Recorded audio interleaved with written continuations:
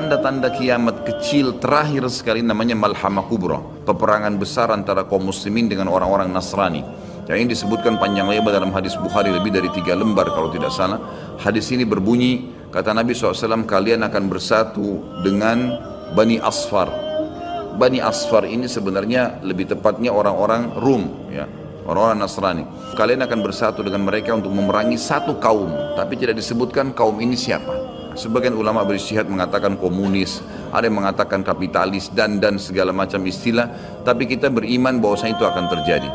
Ringkas cerita, kalian akan memenangkan peperangan, pasukan tahaluf ini, sekutu ini akan menang. Kemudian setelah itu bubarlah semua pasukan dan tersisa pasukan di negeri Syam. Dan dari hadis ini juga ulama sekarang mengatakan kasus Syria ini akan berakhir dengan sendirinya, karena memang hadis ini menjelaskan adanya ketentraman di negeri Syam, ya, sebelum terjadi tanda-tanda kiamat besar.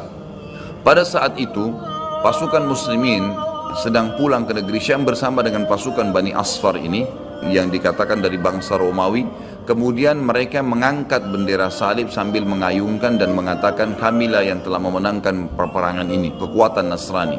Maka yang muslim sempat mengatakan, ini kan kita sekutu, bagaimana caranya kalian mengaku memenangkan sendiri? Terjadi cekcok di antara mereka. Lalu kata Nabi SAW, akhirnya segelintir muslimin yang ada di situ Allah karuniakan mereka mati syahid, terbunuh semua. Lalu hari kedua beberapa muslimin bersatu untuk berperang dan mereka juga dikaruniakan Allah mati syahid. Hari ketiga berkumpul lagi muslimin, maka akhirnya hari ketiga pun mereka diikram oleh Allah, dikaruniakan mati syahid. Nanti hari keempat barulah berkumpul seluruh muslimin dari seluruh penjuru bumi. Lalu terjadilah perang besar antara kalian dengan Bani Ahmar dan mereka dibawa naungan 80 bendera. Sebagian ulama hadis mengatakan mereka dibawa 80 negara. Jadi perang besar-besaran. Dalam kegiatan orang-orang Nasrani di sebagian pastor dan pendeta, mereka menamakan akan terjadi nanti perang salib besar, puncak daripada penentuan siapa yang menang dan siapa yang kalah. Kita sebagai orang muslim bukan sedang memicu emosi untuk mempersiapkan diri, tapi memang ini hadis Nabi SAW, wahyu yang menyampaikan kita akan berperang melawan mereka, dan ini perang besar-besaran seluruh dunia akan terjadi.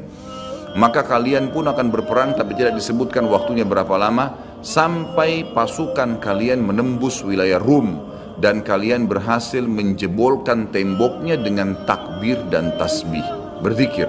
Dan tembok ini sebagian ulama mengatakan adalah Vatikan, karena memang satu-satunya markas orang-orang Nasrani yang menggunakan pintu gerbang. Kalau dibuka dianggap ada sebuah keputusan penting, kalau ditutup berarti sudah segala macam, ya, yang mereka kultuskan sekarang. Temboknya itu akan rubuh dengan takbirnya muslimin. Sebagian ulama hadis mengatakan karena banyaknya jumlah pasukan sampai akhirnya suara mereka begitu bergemuruh dan akhirnya meruntuhkan tembok itu.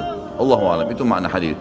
Kemudian pada saat itulah syaitan, iblis menjelma jadi manusia, lalu teriak di tengah-tengah pasukan muslimin berkata, wahai muslimin, Dajjal sudah keluar di tengah-tengah kalian.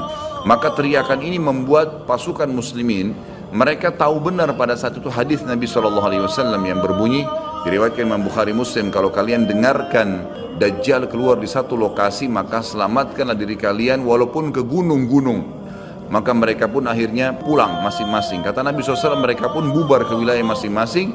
Pada saat mereka tiba di wilayahnya, ternyata Dajjal tidak ada. Itu berita dusta. Dan pada saat itulah Dajjal keluar. Dan Dajjal adalah tanda-tanda kiamat besar yang pertama.